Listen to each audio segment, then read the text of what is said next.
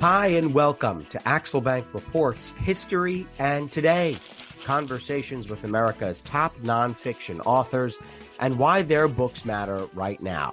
I'm Evan Axelbank, and today we're celebrating our 100th episode with something a little different, a roundtable discussion with three other members of our online history community who have made their passion for reading and history into something more than a hobby. So let's welcome our guests. First, the self-professed history nerd, Alicia Asai, who does the podcast Civics and Coffee, a show that takes historical topics and describes them in the time it takes for you to enjoy a cup of coffee. Alicia, welcome to you. Thank you so much. I'm so happy to be here. Great to have you. Now, let's welcome Jeremy Anderberg, who runs the Substack Read More Books, which provides book recommendations and techniques to make sure you're enjoying and absorbing your reading. Two different things. He's done nearly 250 newsletters. Jeremy, good to have you. Thank you. I'm thrilled to be here. And finally, let's welcome Steve Floyd, one of the founding members of the online history community, if I may say. He runs the site bestpresidentialbios.com, which is a running blog of his rankings of presidential biographies. He's read and reviewed over 300 books. Steve, welcome to you. Thanks. I think I now feel old. It's not old. It's 8 years old, 9 years old. There we go. Before we start our discussion, I want to invite listeners to our Patreon page, as we always do, to ask for your support in keeping the show going. Go to patreon.com/AxelbankHistory. We will donate part of your contributions to a charity that promotes children's literacy. So for this episode, I wanted to gather people who are in the same boat that I am. Not a professional historian, but I do love history and reading, and have made my obsessive habit into something more than that with this podcast. I have 3 questions for each guest and probably more of them, and I've also asked them to come armed with their own questions for me and for each other. Totally informal, totally loose. They can feel free to jump in with their own thoughts and answers, but I'm going to start this conversation with Alicia. Alicia, you make a point of saying that your show is for those who want to learn history, who don't necessarily have the time to sit through long books and lengthy podcasts. So why do you think history has become perceived as a chore for some people, as opposed to something that we've made an effort to immerse ourselves in? Ooh, that's a good question. I think, honestly, it comes from a standpoint of, not the best educational experience in your formative years, right? I know too many adults who say, oh, I hate history, and yet we'll have fascinating conversations about different, events, people, eras, and they are always like, oh yeah, that's so fascinating. And so I like to kindly remind them, actually you do like history. You probably just haven't found something that you connected with, or you haven't found a medium that really speaks to you yet. And so when I was thinking about trying to do Civics and Coffee and sharing my passion for history, because that's basically what this is all about. It's a passion project. I wanted to get more people involved in history.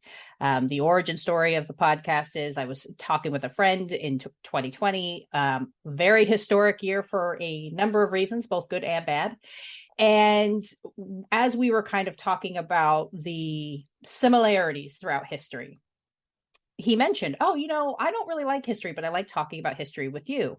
And that kind of got me going of how can I make history accessible to the busy adult? How can I get people to be more interested and want to engage with our past? Because I am somebody who firmly believes that we are doomed to repeat our mistakes if we don't learn from previous mishaps.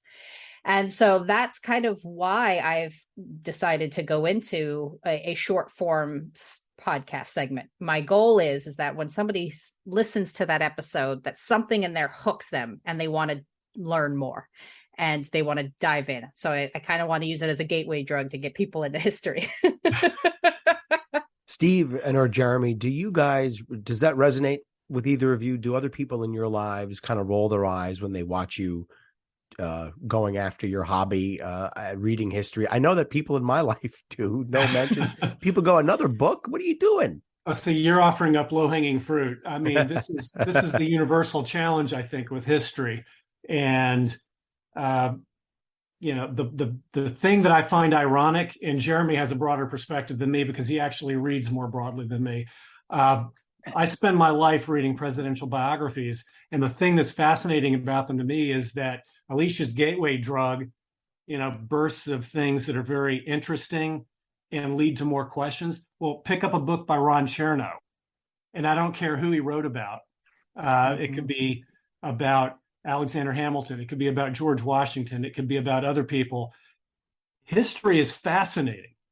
And when you're in the 8th grade and you're, waiting to go to PE or recess, it's dull learning names and dates that don't seem to connect. I challenge anybody who's not read Alexander Hamilton by Ron Chernow to walk away from the first 10 pages not utterly engrossed. But again, I'd love to hear Jeremy's answer to this because, I famously stick to one fairly narrow genre, and I'm constantly reading his newsletters and feeling both incompetent and inept. And very, very well, I'm not going to go further than that, but competent. We'll leave it at competent and inept. Yeah, we'll just stop there. Well, I think I appreciate those kind words, Steve. Yeah, I mean, for me, I think with my newsletter specifically, I do go very broad, just because I'm interested by everything. It's new fiction, old fiction, philosophy, history, all of it.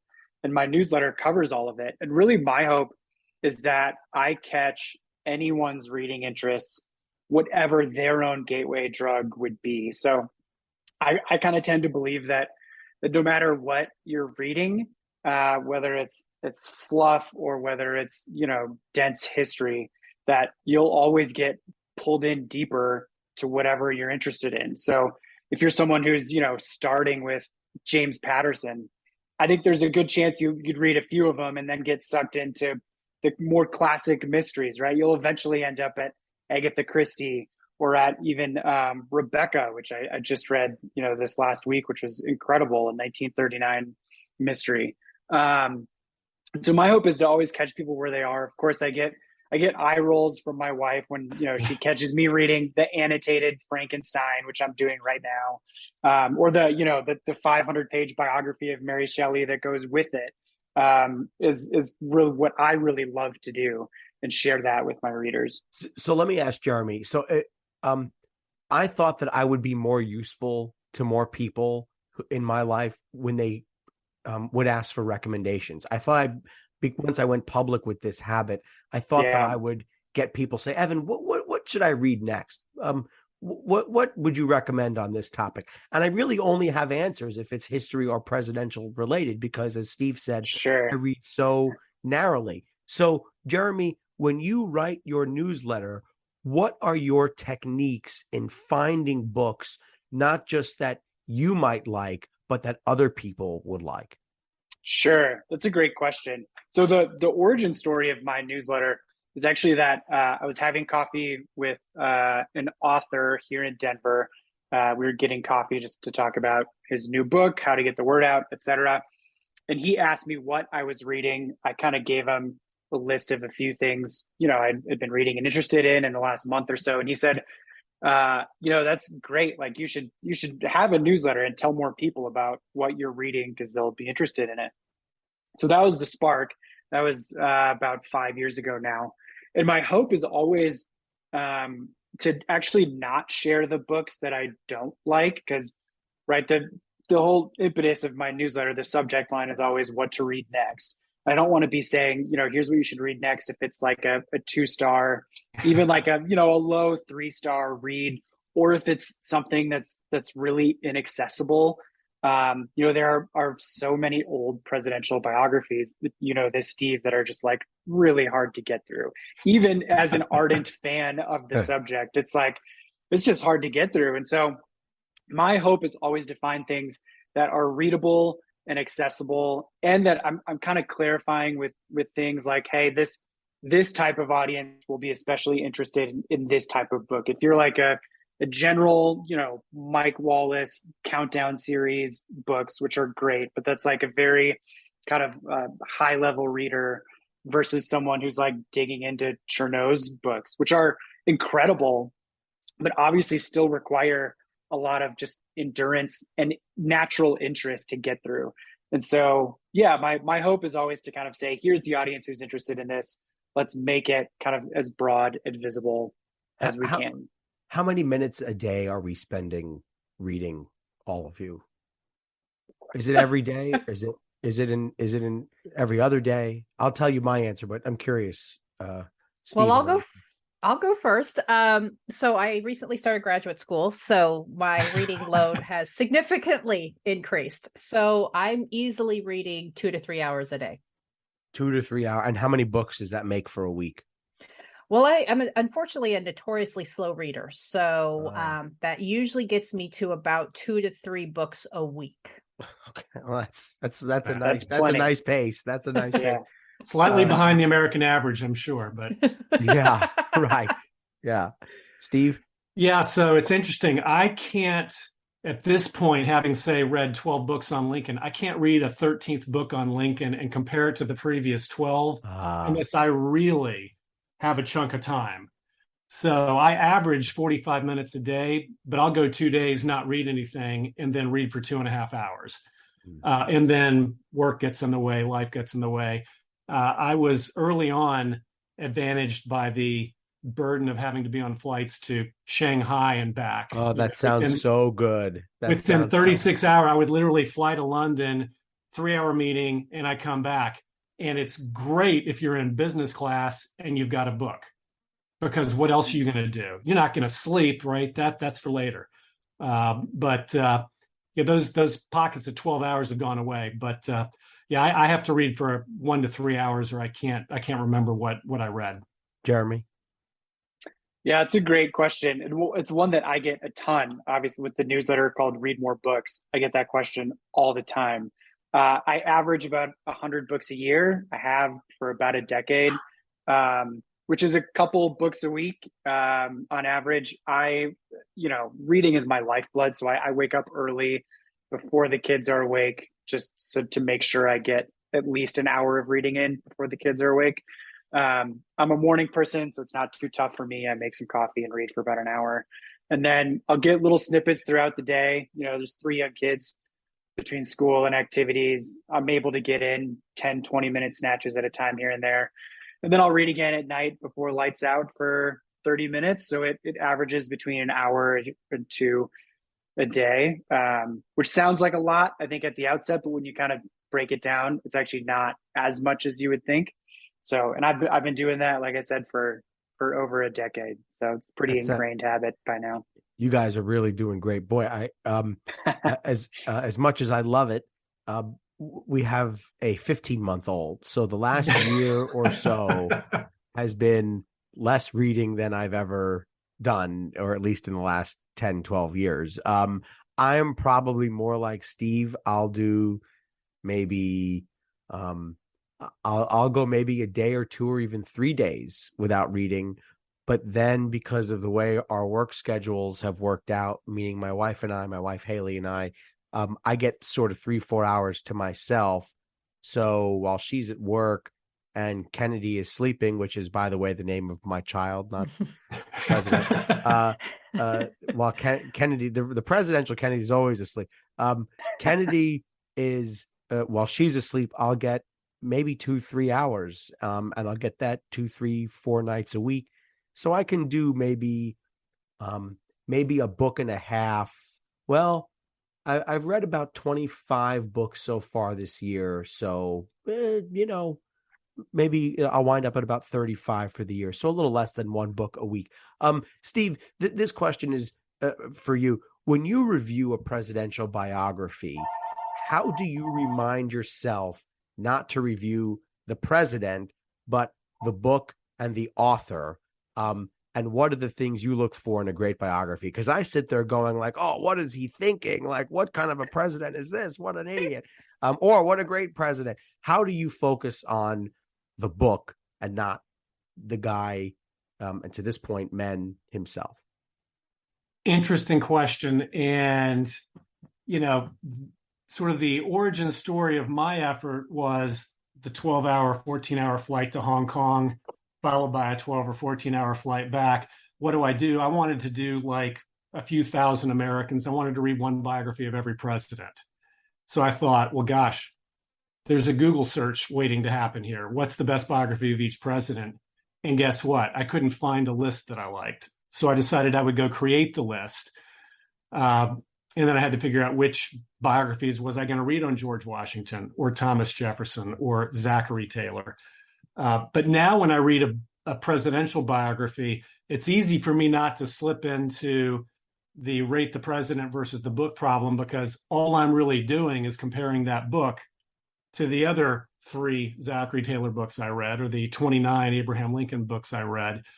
So the complexity for me is not what's my mission. It's how do I keep straight all of the other material I've read on this individual? What's distinct about this book? What makes it unique? Why am I even bothering? Do I need to read another Thomas Jefferson biography? Why did somebody even publish this? And so I'm looking for the hook. Is there something special about it, or is it just a good recycled story?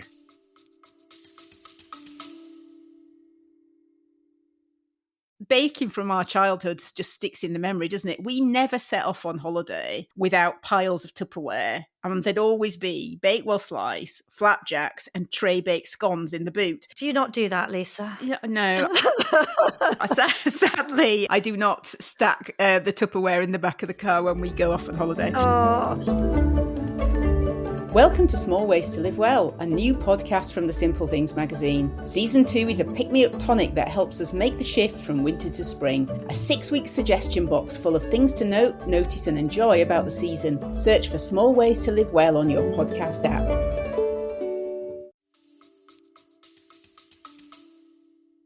Interesting. I'm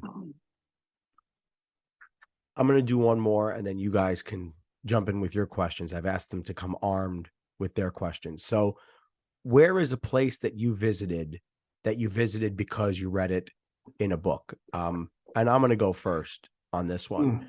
At the end of David McCullough's book on Truman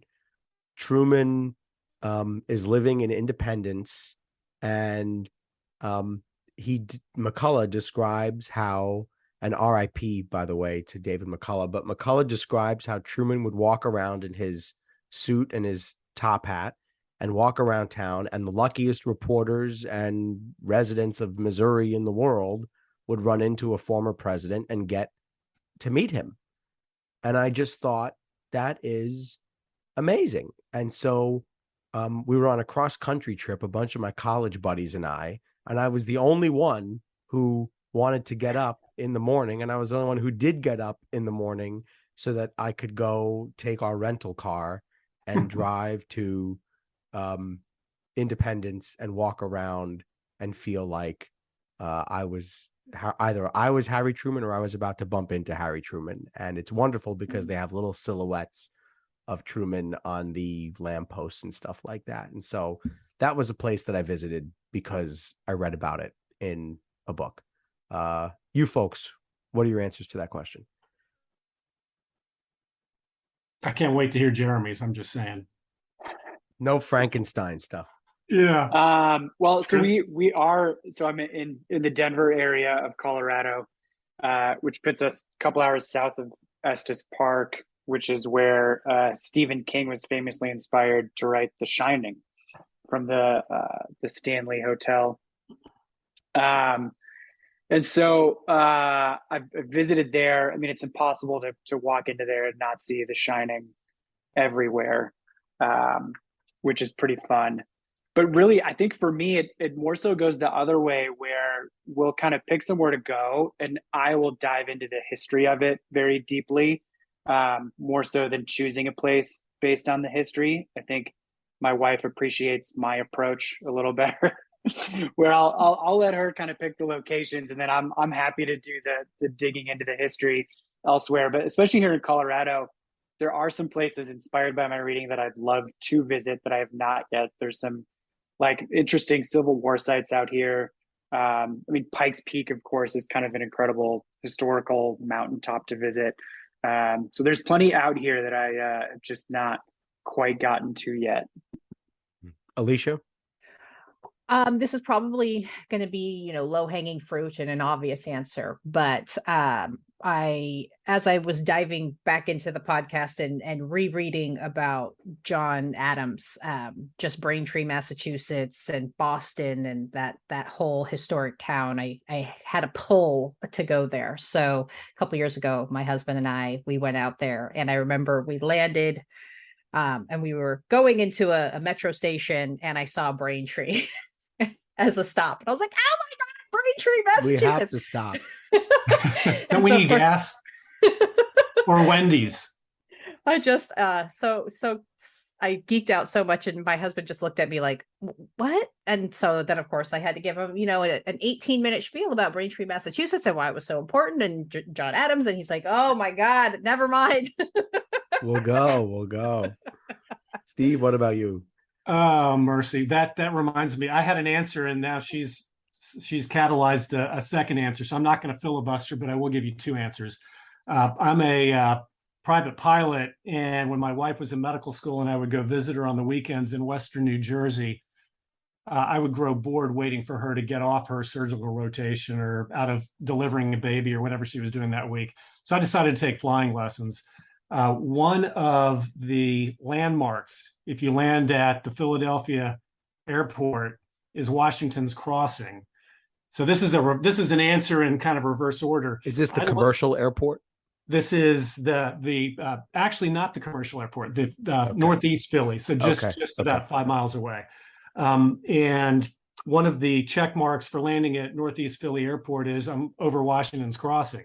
Well, I must have mentioned that 10 or 20 times before I finally asked myself, what the heck is Washington's Crossing? And then I read a David McCullough book that, of course, famously, whacked me across the head. I'm going to set that aside. The other part of the origin story for my site is that I famously live about an hour or less from George Washington's Mount Vernon, Jefferson's Monticello, Madison's Montpelier, James Monroe's law office, his house, the homes of Zachary Taylor, William Henry Harrison, and John Tyler. And so it was sort of preordained that I was going to have to do something with the presidents. And my house is built on a Civil War battlefield. I'm not sure how that worked, but there we go. So of all of those places, the first place I had to visit was none of them, because I found out that Jefferson, Madison, and Lafayette frequently dined at a place that's a local bed and breakfast that's been there since 1766, still standing, the original brick in this room, and the room is big enough for about 12 people. And I heard there was a wine dinner there, so of course I had to, grab my wife and go. And she's like, "Where are we headed?" She didn't really care about the backstory, and I wanted to touch the walls, and James Madison's smoke might be on this, but it's the coolest place. But so I visited everywhere other than Zachary Taylor's Montebello, which I don't think they let you into. But we just saw James Madison's flute made the news. Yeah, I was just going to say that. That was incredible. Yeah, you never know what you're going to hear these days. Who wants to ask a question? It's weird for a host to do this, but I'm going to turn it over. Who wants to ask a question? And it can be anything. Go ahead, Alicia. All right, this question is for Steve. So I noticed that you have, excuse me, I noticed that you have read biographies on contemporary presidents. And so I am somebody like many thousands of Americans who said, I'm going to read a biography on every president. But I stopped at Clinton because I just felt like there's just hasn't been enough passage of time to really, have a good, thorough understanding of their presidency, their legacies, their impacts, so on and so forth. So with that in mind, do you feel like biographies of contemporary presidents are well done, or do you feel like they should probably wait a little bit longer? Gosh, that's both a pertinent question and a painful question, because it's not really all that painful. It's just the answer is sad, because sadly I do think you can't really have the right perspective until 20 or 30 years have gone by. And in the case of our most recent notable former president, it may be longer. I'm not sure. And there are so many books coming out about Trump right now. I mean, there's like 3 out today by major correspondence. Absolutely. But go ahead, Steve. Sorry. Yeah, you've got Cohen, you got Maggie Haberman, and the hits Peter just keep Baker coming. too. Yeah, Peter Baker. And Peter Baker. So there's a lot to chew on. Having said that, I'm guessing Jeremy's going to get to one of these well before I do, because I think I was going to say, yeah, there's like this interesting shift where at some point it'll go from journalists writing the books to historians, and I think in some of those cases, someone like David Moranis kind of does a little bit of both. Where if they can focus on just the coming of age story, I think it can be done really well. Otherwise, yeah, it's too soon. Whereas like you get someone like Julian Zelizer will do the kind of right away historical assessment. And those are pretty good and interesting, but I would definitely agree that it's inevitable that you have to wait to get the full picture. There are things that happen, a decade, 2 decades later that can influence how we see, people. Of course, I mean, that still happens today. We're still, uncovering even records from World War II that'll change how we see Truman, or records that change how we see Kennedy, whatever. So it's always kind of evolving, which I actually appreciate. You get a lot of people who don't want perspectives changed on presidents, but I really enjoy it, right? Every generation is different, and I appreciate kind of seeing all those perspectives, even though I appreciate the historian perspective the most, for sure. Well, go ahead, Steve. Sorry. I was just going to say to the core of Alicia's question, the wake-up call for me was Gene Edward Smith's biography of George W. Bush, which I think came out in 2016. And previous to that experience, couldn't fathom not enjoying a Gene Edward Smith biography. And I read that, and it felt like somebody striking out at their idea of a presidency that, didn't meet its target, a person who wasn't mature enough for the office. And then I think, wow, what if Gene Edward Smith had to think about maybe writing that book in 2022, thinking back to 2016 to 2020, he might have kind of spent a little less time worried about, a rifle shot problem he had with that particular president, and he would have spent a little more time on the context and the global picture. And so, yeah, I haven't read a biography of Trump. I have read several of Clinton and Obama. And even in those cases, some of them were excellent. Marinus, Remnick, Garrow. I think time is kind to a biographer. It gives them space and distance to sort of get out of the bubble. But I can't wait to see what somebody writes about 45 and 20 or 30 years. Gene Edward, the first line of his book is literally, "The nation has never been as poorly served as they had under George W. Bush." There we go. Such a surprising book. Yeah, it's really, really interesting. Yeah. And I agree with both of you on Marinus on Obama, because that book is truly an epic. And I've probably only given 20 or 25 5 stars out of my 450 Goodreads, and that was one of the 5 stars. Alicia, do you read biographies of current presidents? I do not. And it's maybe the easiest example to give, but kind of the reason why I don't do it is you look at Thomas Jefferson, right? For years, he was so revered, and every biography that you read about him was just how brilliant he was and how magnanimous. And he was an intelligent man. I'm not going to fault him for that.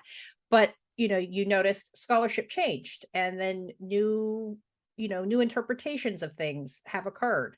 And so I always like to keep that in my mind. And as somebody who was definitely a part of the voting public during Bush Jr.'s years, I had certain opinions, and I think that historical perspective is important, right? Because again, had you asked me in 2014 to give you my opinion about him as a president, probably would have been much harsher and perhaps more emotional than today, 2022 me. And that's just me. I'm not a historian. I don't, I don't have the backing of all of this, the research behind me, but just knowing me as a person and my own emotional involvement. And that's why I always think it's a tricky business to try to do a biography on a president, because that's not just the man thus far and their administrations, right? Every president leaves a legacy, good, bad, or indifferent. And I don't think, even right now, you can't really say what 45's legacy is, right? It's still way too early. There are still documents that they're fighting over. And all of that, I think, will paint a fuller picture that historians today just don't have access to. So, and I like to know, like, what were the impacts and the legacies of a presidential administration. So that's just my personal preference, but. Boy, I'll tell you, I'm surprised at the three of you. I'm a little naughty here. You're reading the tabloid fodder? Not quite, but almost. I've got 15 biographies of Bill Clinton on that shelf. Wow. I've got 3 of George W. Bush. I've got about 13 or 14 on Obama. And I've got 22, I think, on Trump. And I've read them all. 22? There have been 22 biographies? Too many. Jesus. It's like maybe 18 or so. You need to read who's the Washington Post guy who wrote the book about all the Trump books. Oh, Carlos Lozada. Yeah, I've heard of that one. About the Trump kind of publishing engine is fascinating. That he inspires more books for good or ill than anyone else. For me, I don't know. There's something about it that I can't look away from, and I mean, do you think that's influenced by your being a journalist? Yeah. I mean, I love to see how they take daily reportage and put it into book form. But I do have a curiosity about the nuggets and about the conversations that they're reproducing. And on someone like Obama, I think some of the books are actually, especially by his former aides, are actually really interesting about witnessing how they saved or how they responded to the financial crisis and how they responded. I just finished a great one by Cody Keenan, which is the episode out today about the Amazing Grace speech. And I just find that I don't know how else to put it. I can't stop. Well, but this not to come full circle, but this sort of gets at Alicia's sort of reason for being, which is that history can be digested in nuggets that are accessible, and more importantly, they're interesting. So when you read, I'm sure when Maggie Haberman's book, which I may have bought and should be landing on my doorstep any minute now, when that arrives, I'll probably flip through it quickly. I won't read it and review it yet, but this is real stuff. It's real life. Presumably this stuff really happened, and it's more interesting to me than an episode of Friends or Lost or arguably Seinfeld. I mean, this is like soap opera. Not really Seinfeld. Yeah. Well, I had to pick something that I knew would hit close to home, since I think I remember you're a big fan. But the thing that's fascinating to me about some of the books I read is it really happened. Unless you're reading something that somebody made up, this stuff really happened, and it not only influences how we ended up where we are today and helps us avoid making the mistakes Alicia would like us not to make again, although I think we make a lot of them over and over. I mean, this really happened, and yet it's as good as anything you can watch on TV. Steve or Jeremy, either of you have questions you're dying to ask? I can keep going. I wrote enough, but Steve or Jeremy, anything you want to get at the group?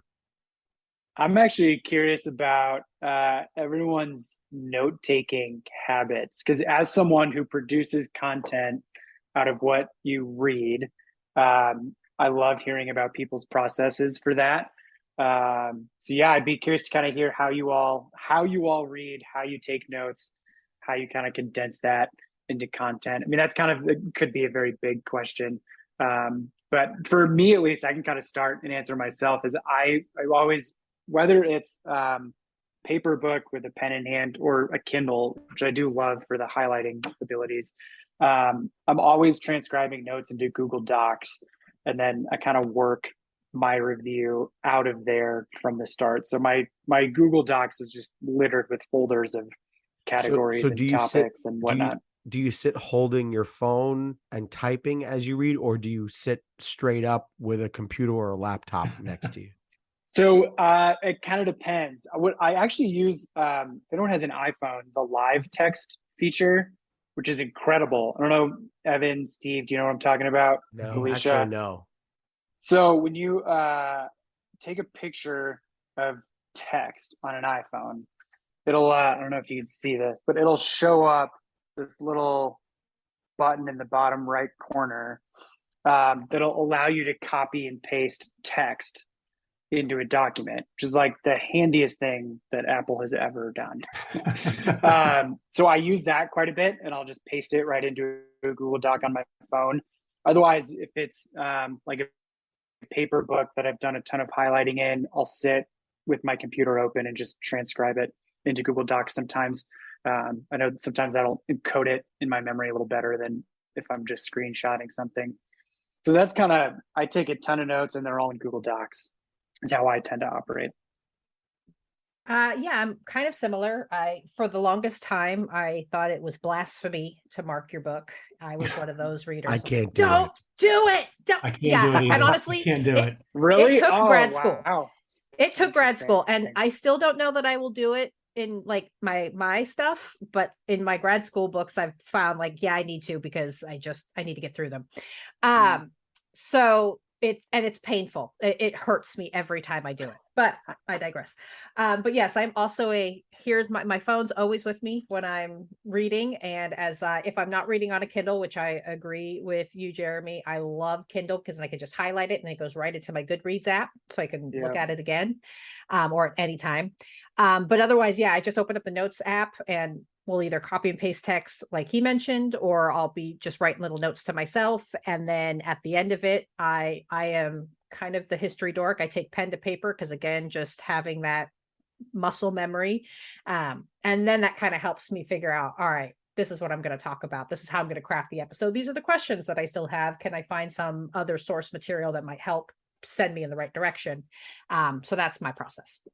This is very instructive, since I might have to find a way to tweak my own process. I never thought about a process as a process, but I wasn't halfway through James Flexner's series on George Washington back in 2012 or 13 before I came across something clever he said in just a clever way.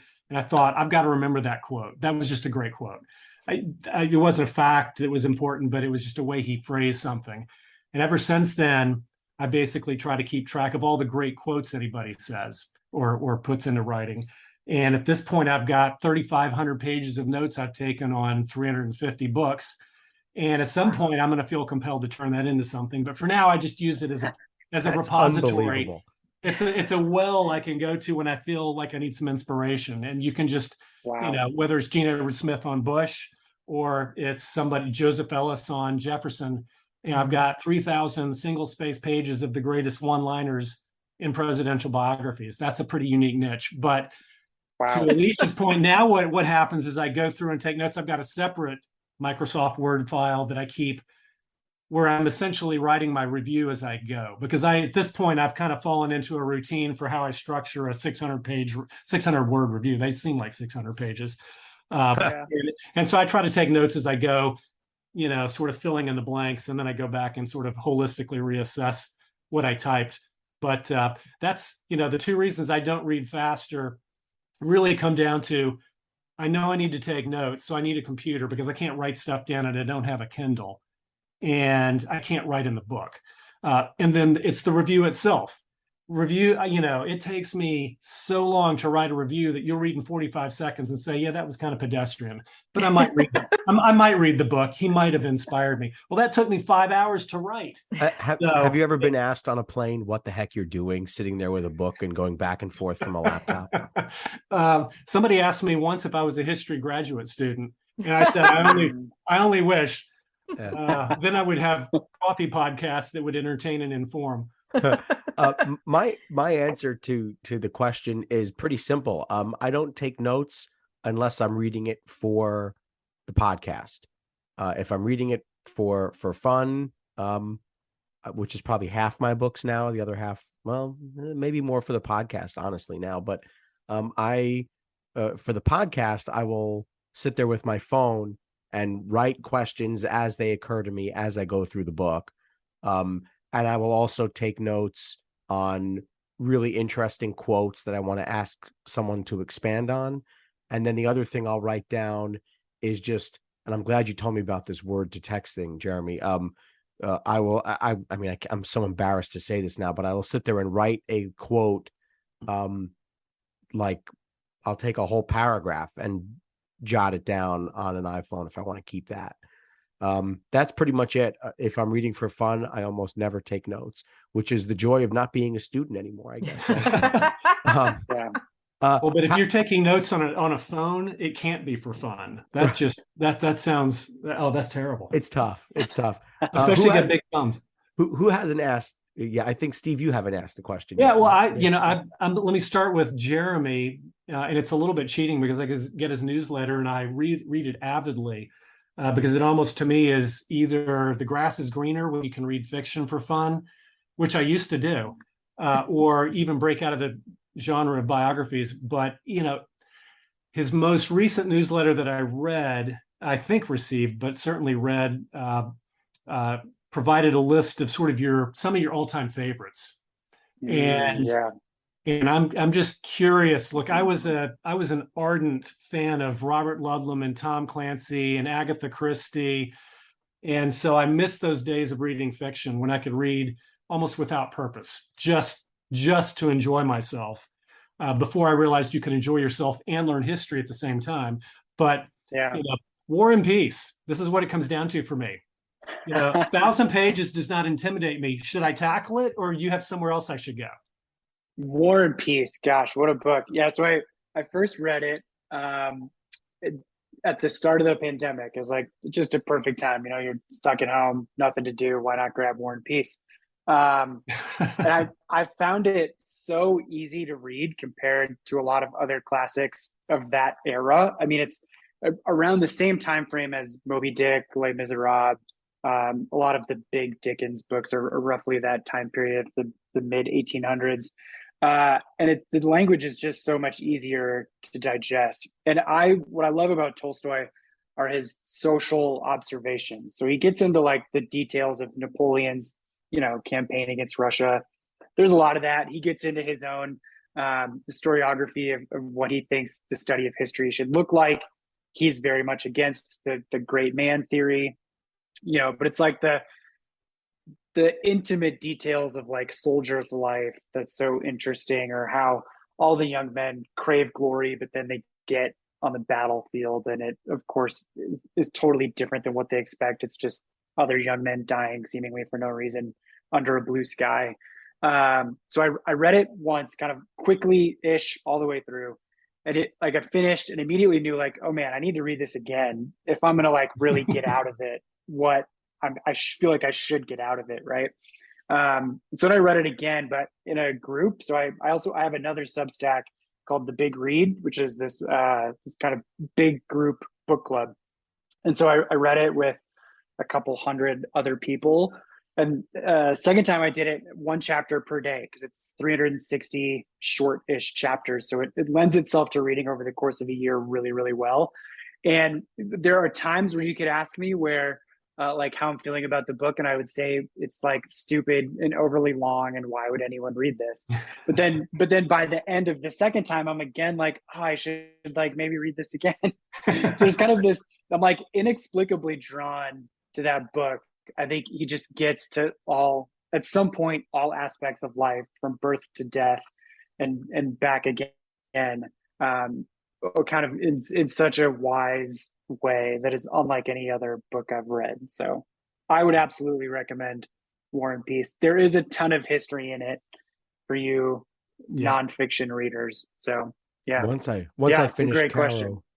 finish Carol Volume 5, then maybe I'll do War and Peace. Oh yeah, see, that's not fair. We're all praying for that one. You can't say that. You may never get to War and Peace, but I hope you do. No, I think we're going to have it relatively soon. My guess is the next presidential election year. That's my guess. how are we organizing our bookshelves? First of all, do we all keep every book we get?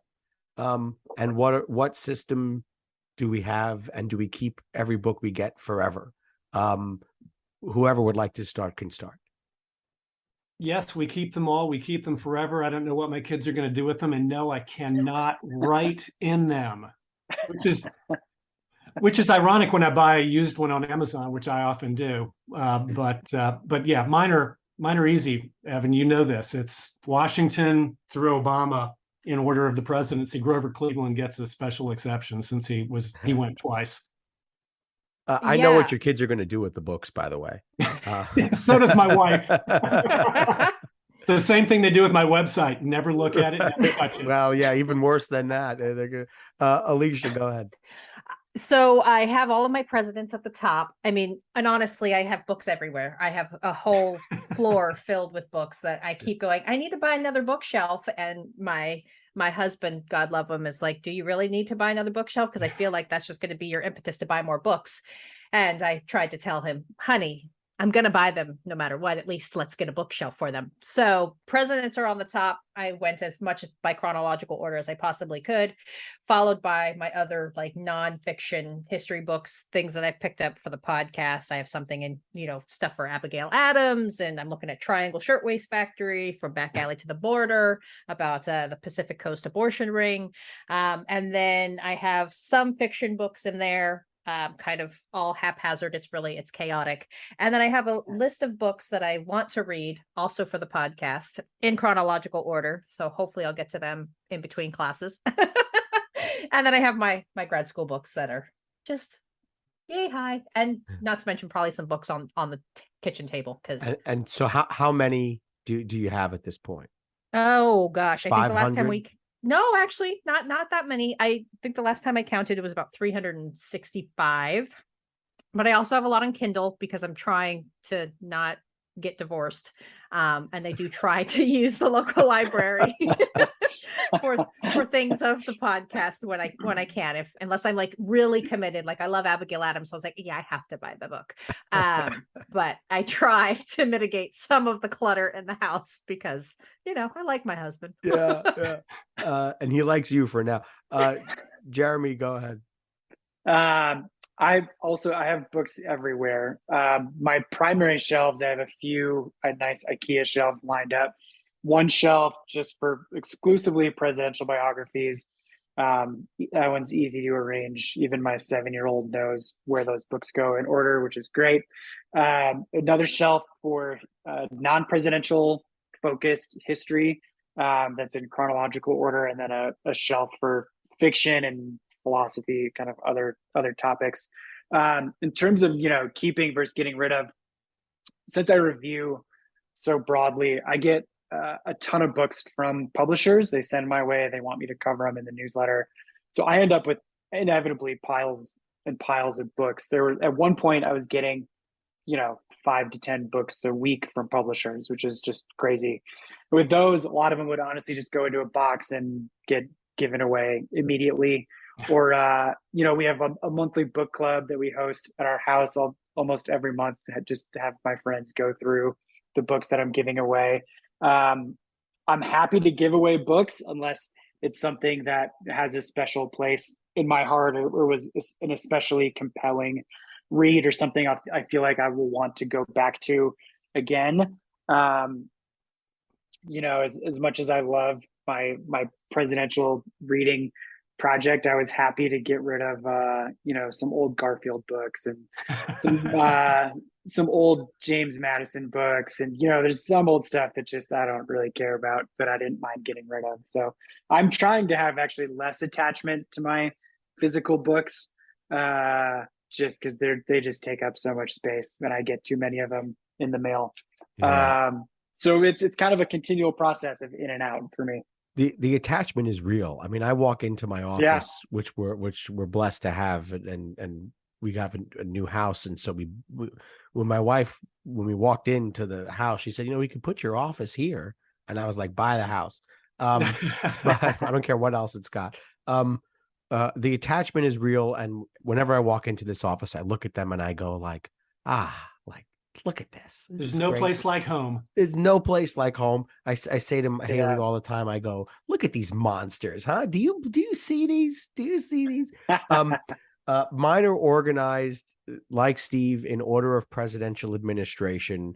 The one hiccup with that part of it is that I cannot have hardcovers and soft covers next to each other. So I have a little bit OCD. Not a little. I have I have my 9x6, which is the standard size for a hardcover book. I have 9x6 hardcovers lined up straight and beautiful and neat and organized and right there. And I love the clean look that it gives. I used to sort of organize by like sentimentality to either the author or to the books. But I just found it sort of got, because like, am I sentimental about Gene Edward Smith, or like, is that book really not that good? And I don't want it in the same category of his other books that are good. So then I just put him in order of presidential administration. And then I have a New York shelf up at the top of like my episodic books with the Power Broker up there. And then the others are kind of arranged by topic and in sort of chronological order. So the American Revolution, and then kind of it flows relatively peacefully into the rest of the Gilded Age. Yeah, right. Just like in order, sort of, And then what do you do with a book like Secret City that covers like 60 which I just years? read, and we just had him on the book. Yeah, we had him on the show. A great episode. That is in sort of like presidential recap books. Sure. There's like the compendiums. Sure. Yeah, like so. There's like presidents at war. Yeah. And they're like a book on the Secret Service and stuff. So like that will be like in that, So you've got your own Dewey Decimal System going. Yeah, and it's only here. I could never write it down. It's only up here. And then actually, I still can't have the soft covers next to the hard covers. It's just too much for me to look at. So I have. Everybody's got their kryptonite. It's totally kryptonite. And so then I have a section of soft covers that I really just kind of throw in there. But all my presidential biographies are 9x6, and if they're too old, then I've went and found the reprints of them in the 9x6 so that I can get them. You've got to be kidding me. This really is a No, it's yeah, it's a little. At least it's easy to buy Christmas or Hanukkah gifts for you. I know your MO now. Right? I mean, it's very easy. That's just the way it is. It's just that it's my kingdom. I do what I want. So what about Burlingame on Lincoln? I know that's not a 9x6. Oh, there we go. Very good. It's a great question, and I haven't read them yet, so I don't have that attachment to them. They are sitting. Got it. They're sitting at the bottom of that shelf, which is to be read books, and those are mostly Lincoln books. Come on, you could knock that out in a day and a half. Yeah, I would actually love to try. But when I interviewed Michael for the show, I said, I will read these books. I promise I will read it. And he said, well, you'll be the only one who has all the way through. That's what he said. So there you go. That's a little window into my world. I'm curious, what are the most frustrating aspects of your projects? When you think about what you want to do more with them, and whether it's a timing issue or what, I'm just curious to know what frustrates you. What are the things that you wish weren't so but are? Well, for me, it's easy. I wish I had more time.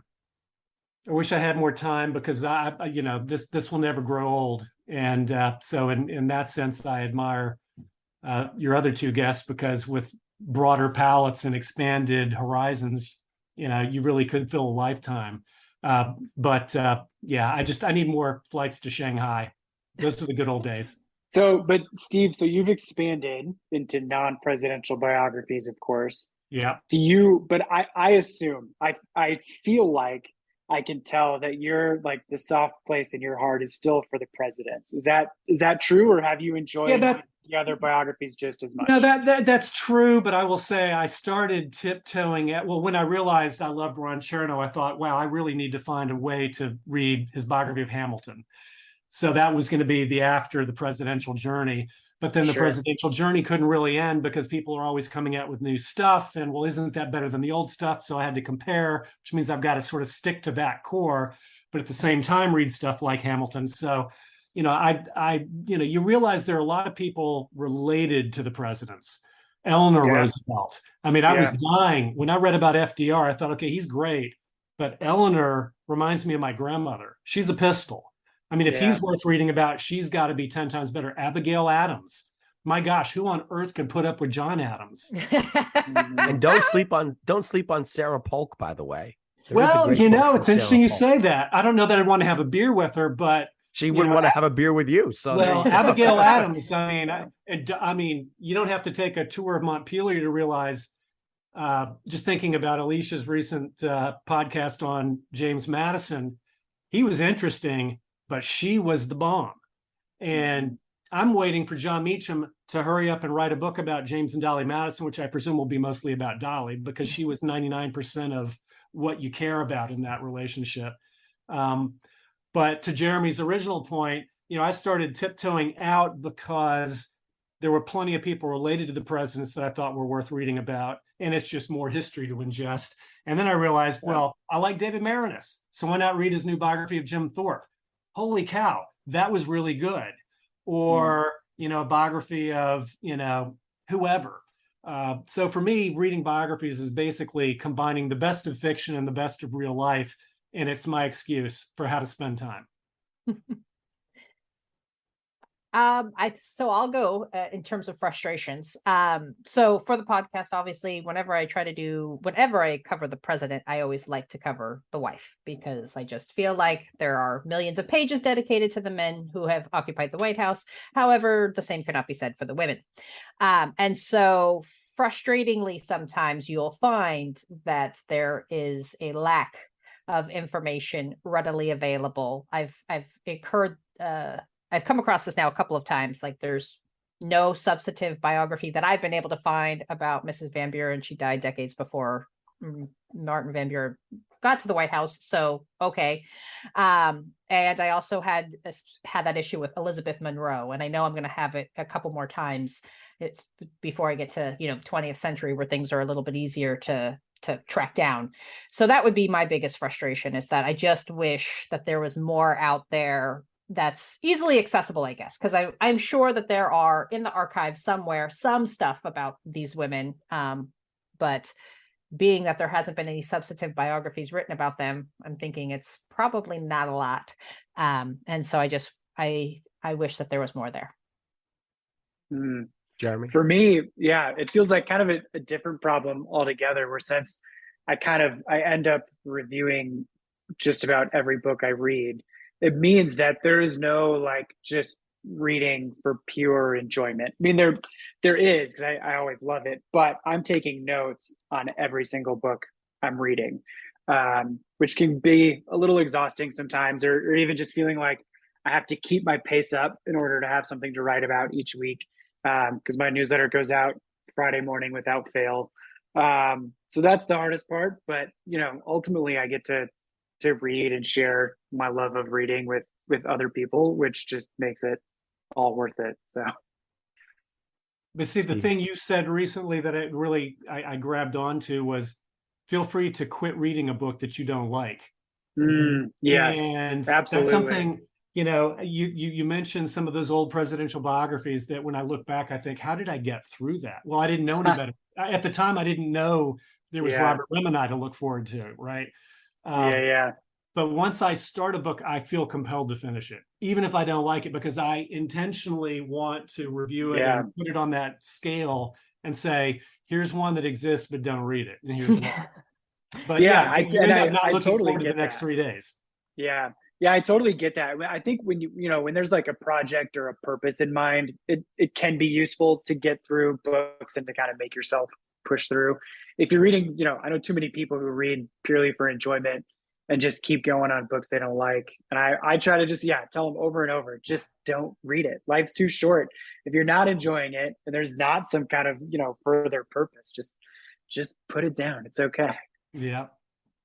Steve, for you, most frustrating aspect? Oh, for me, it was just not enough time, too many books. Yeah.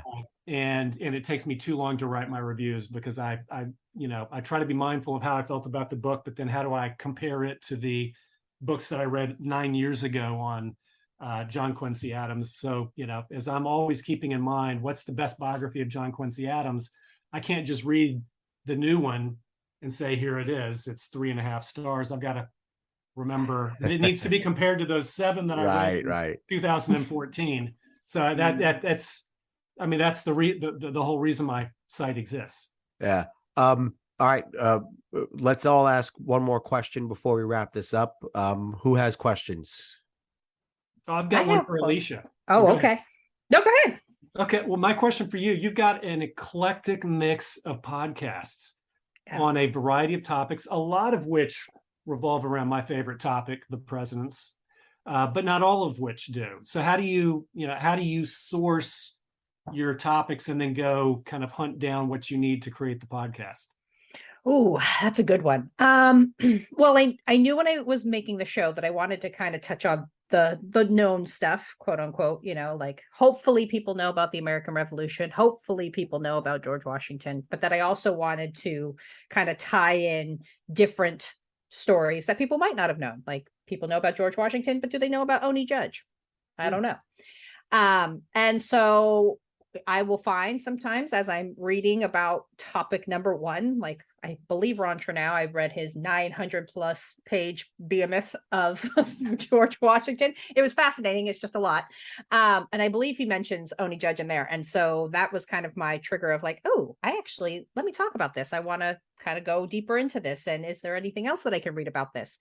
And so sometimes it's a matter of, as I'm reading about topic number 1, I get interested in topics 3 through 5. And then other times it's I have like the Smithsonian magazine and all these different magazines that I kind of subscribe to, and I'll come across a random story and I'm like, oh, I want to know a little bit more about that. I didn't know about that, so I wonder if other people know about that. The trial of Levi Weeks is one of those ones that I knew Aaron Burr and Alexander Hamilton were attorneys, but I didn't know about that case. And so I was lucky to find a book and some other source material. And so it's really a lot of luck in some of the more random things that I find. And then sometimes like I get really great requests from my listeners. They are absolutely amazing. So that's always fun too. Like I have a 9-year-old, or I guess he's 10-year-old now, a 10 years old listener, and he asked that I cover Apollo 11, the Apollo flight crew. And I was like, oh, okay, like that's so fascinating, and that he wants to learn more about it. So it's a mix of stuff, honestly. Fascinating. I can tell you my 7-year-old would love to hear about like the first computer, the history of the computer or something. He's asked like a number of kids podcasts to cover. That's a good one. Right, So history of the we're computer. working on it. Yeah. I'll add it to my list. Jeremy, you have a question for any of the 3? For Evan? Yeah, feel free. Fire away at the MC. Yeah, so I guess this is probably more for Evan, and something that I've struggled with is when you end up kind of reviewing or interviewing authors of new books, especially, you get into that kind of book publicity world where you just get deluged with requests from publishers, say, hey, cover this book, here's an author I have for you, whatever. But then there's also like, and I get that, but there's also classics I want to read. I have not yet read Power Broker, but it's on my list, and I'm trying to figure out, should I take like 3 months to read that, or should I read like these 4, new books that publishers have sent me, and they might give me some publicity or something. So I'm just kind of curious, Evan, how you balance like the new stuff with like the classics that are still out there that you want to read. Do you feel like that's a pretty good balance? I read very few classics, and I read exactly zero fiction. Sure, but there's classics of nonfiction too. And so I've honestly read a lot of the classics that I've wanted to read. Someone I was talking with said to me that there's a great Teddy Roosevelt biography that came out in like 1930 something, and so and this was by someone who knew Teddy Roosevelt. So I thought that might be interesting one day. But for me, when I get a shot at a big author, I take it. Joseph J. Ellis was on the show, Michael Burlingame, Annette Gordon-Reed, David Marinus. When someone like that, who has a huge following, and honestly, the biggest episode that we've had by far, not even close, is Heather Richardson. Heather Cox Richardson. I mean, the episode doesn't normally beat the episodes that are out that week, but once you go 2-3 weeks back, the downloads that she will get on that for her episode are like more than ones that are like 2-3 weeks old, which is unheard of. I mean, this week's, the current ones will do well. She was on like a year ago, and it's still getting 25-30 downloads. And she's, become a buddy of mine, and it's incredible to get to she sent books to my kids when she was born. So it's really become a nice little pen pal thing that we have going, and we message on Twitter and stuff. So that has been a fun part of it, is meeting people who are really in the game. I mean, Annette Gordon-Reed just liked my Facebook status. Like, what world am I living in right now? I am really cool. I'm very, very, very, very, very jealous that you are pen pals with Heather Cox Richardson. I mean, it's not like every day, I don't care. She sent your kids books. Are you kidding me? Yeah, it was pretty cool. How the South won the Civil War is one of the books that we're reading in my graduate seminar this semester, and I was so excited because I absolutely adore her, and I love her podcast with Joanne Freeman. I'm geeking out. So I'm jealous. That's fantastic. Yeah, it's so fantastic. Are you going to get Meacham on? I mean, he's in the publicity game right now. I have tried. They sent me a book, but I'm still waiting for the next piece of communication. Maybe I'll circle back and say, hey, remember you sent me a book. I would love to. I just finished it. I would love to have him on. I've decided it's good enough. There you go. No, so but I do like to read the new ones. And honestly, I mean, not to humble brag, but I've read a lot. I mean, I'm up to about 450 books. So there aren't many that are still sitting out there that I have yet to get to. I will say, Jeremy, you got to read The Power Broker. It is just a completely marvelous book. Steve, have you read Power Broker? Yes, yet? I'm gonna just throw a little accolade your way. You warned me years before I got to LBJ that reading Caro on LBJ was going to change my life. And so I was prepared, and it did. But I read Power Broker when I started reading other biographies, and I thought, who was this guy? Why have I never heard of him? And oh my God, am I really going to do this? And it was, for a 1,000-page book, it was fascinating. Very well done. So good. But it takes time. Even if you sort of speed read, it takes time. But you need to go on vacation somewhere with nothing to do other than talk to your wife, have her go off and, and you need to just dive in. I have a vacation coming up to the California beach at the end of November, so maybe I'll do that. And I will tell you, I had heard of Robert Moses. I had been to the state park, and there were a couple of other things named because I'm from New York, so there were a couple of things named after him that I was familiar with.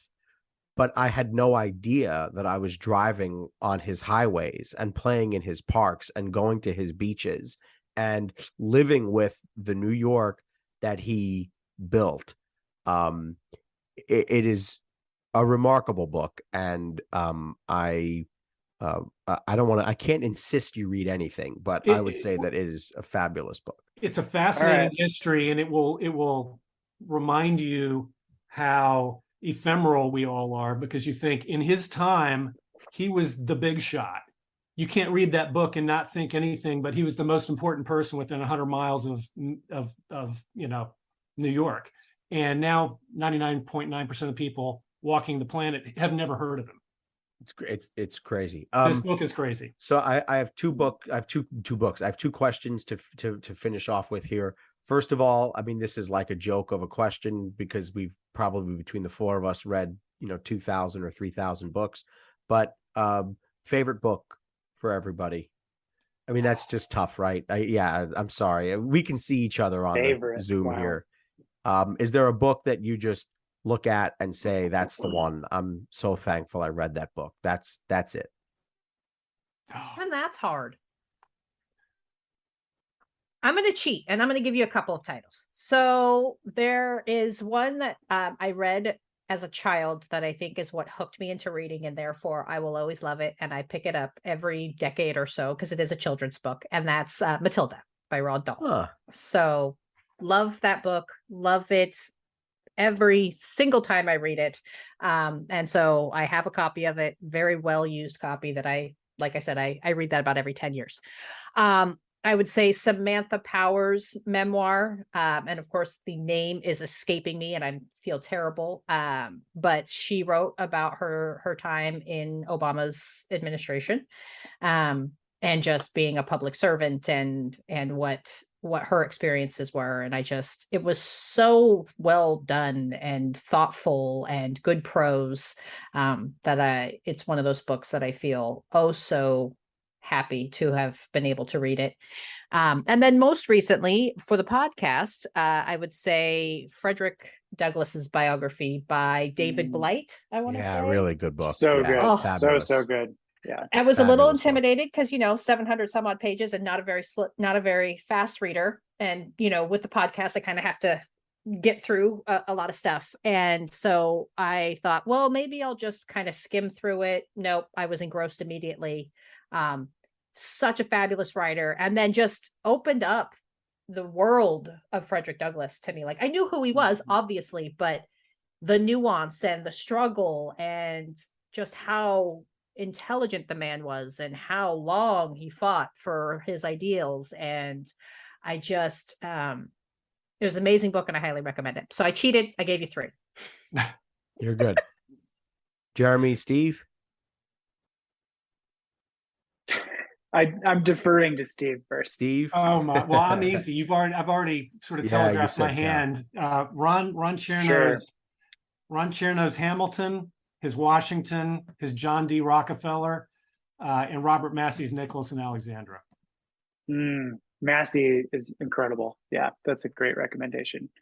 For me, so I will also give a few picks in 3 different genres, let's say. So I'll do a memoir, When Breath Becomes Air, by Paul Kalanithi, who was a late neuroscientist and neurosurgeon. I read his book after each of my 3 kids were born.